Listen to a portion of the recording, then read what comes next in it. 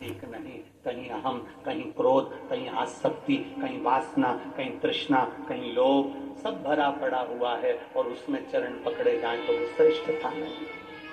आचरण ठीक है तो चरण पकड़ लो, और आचरण अगर किसी संसार के व्यक्ति का, हम एक बार बहुत बहुत धन्यवाद दिए। आपने भी कई बार कथाओं के माध्यम से सुना होगा कि कोरोना महामारी में, कोरोना काल में जब घर के बच्चे अपने माँ बाप का अंतिम संस्कार करने के लिए नहीं आए, तब कोरोना महामारी में हॉस्पिटल में काम करने वाले वो कर्मचारी, हॉस्पिटल में पोछा लगाने वाले, झाड़ू लगाने वाले, जिनको लोग छूना पसंद नहीं करें, जो जिनको लोग कहें कि ये तो ऐसे, ये तो वैसे, उन व्यक्तियों ने, जिन्होंने हॉस्पिटल में एक साधारण सा अपना ये नहीं देखा कि मुझे कोरोना हो जाएगा, उन्होंने ये नहीं देखा कि मुझे तकलीफ हो जाएगी, उन्होंने हॉस्पिटल में दवाई भी दी, गोली भी दी, तुम्हारा ट्रीटमेंट भी करा, तुम्हें छुआ भी, और आखिरी में जिनके बच्चे अंतिम संस्कार करने नहीं आए उनको ले जाकर अंतिम संस्कार भी करा। ये उनके आचरण अच्छे थे, उनके चरण छूने के लायक।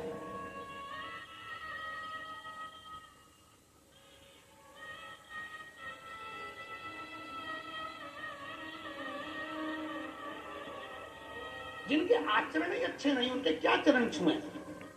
अरे हॉस्पिटल में जाओ तो सबसे पहले बस सेवादारों को धन्यवाद दो कि तुम इस हॉस्पिटल की पूरी सफाई करते हो। हॉस्पिटल में जाओ, चिकित्सालय में जाओ तो उन सेवादारों को धन्यवाद दो कि तुम हॉस्पिटल में सफाई करते हो।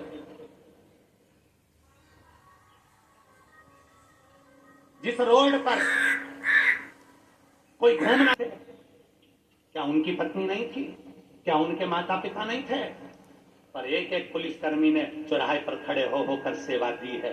धन्यवाद देना उन पुलिस कर्मियों को जिन्होंने अपनी ड्यूटी को सही मायने में निभाया है। साधुता इनको दीजिए। जिसका आचरण ठीक ना हो उसके चरण भी मत छुओ। व्यासपीठ भी ये कहती है, आप आचरण अच्छे नहीं है, चरण ना छुए। जिसका आचरण अच्छा है उसके चरण पकड़ लीजिए, उसके चरण। अपने अंदर अहंकार इतना भर लिया, अपने अंदर क्रोध भर लिया, अपने अंदर आसक्ति भर ली, अपने अंदर तृष्णा भर ली। एक बच्चा अपने दादाजी से पूछा, दादाजी ओ दादाजी। दादाजी बोले, हाँ रे बोल बोल क्या है रे? तो दादाजी से कहा, दादाजी पापा जब भी ड्यूटी पर से आते हैं तुम अपना लेक्चर देना चालू कर देते। पापा ड्यूटी पर से आए और तुमने अपना लेक्चर देना चालू कर। दादाजी ने कहा, मैंने क्या लेक्चर दिया रे?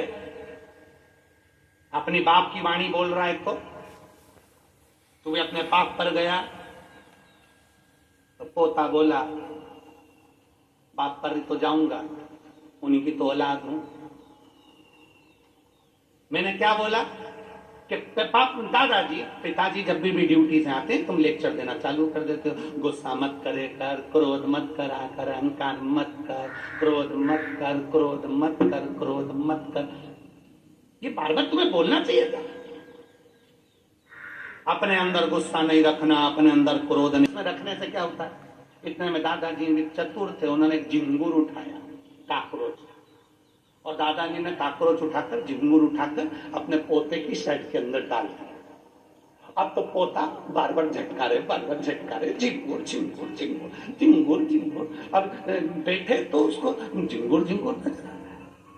अब दादाजी मुस्कुरा रहे, पोता परेशान। दादाजी ने कह दिया, ले मैंने झिंगुर निकाल दिया।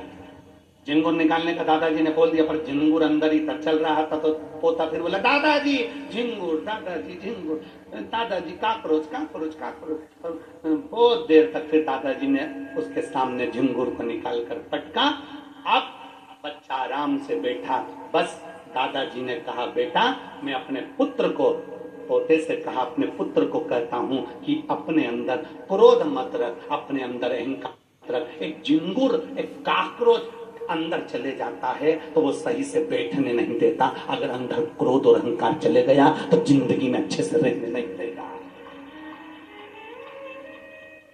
एक काकरोच अंदर गया, एक झिंगुर अंदर गया, एक काकरोच हमारे वस्त्र में चले गया तो वो हमें अच्छे से बैठने नहीं देता। थोड़ी थोड़ी देर में अगर एक छिपकली तुम्हारे बीच में आ जाए तो तुम, अरे भाई छिपकली आई, तुरंत तुम्हें बैठने नहीं देगा। एक काकरोच, एक चीता, एक चींटी, एक झिंगुर तुम्हें बैठने नहीं देता, तुम्हें अच्छे से कथा नहीं सुनने देता, तुम्हें अच्छे से काम नहीं करने देता। तो हमारे भीतर अगर अहंकार भरा होगा, हमारे भीतर क्रोध भरा होगा, हमारे भीतर आसक्ति भरी होगी, हमारे भीतर तृष्णा भरी होगी, हमारे भीतर वासनाएं भरी होंगी, तो हमें क्या अच्छा लगेगा? हम कैसे सुख का जीवन जी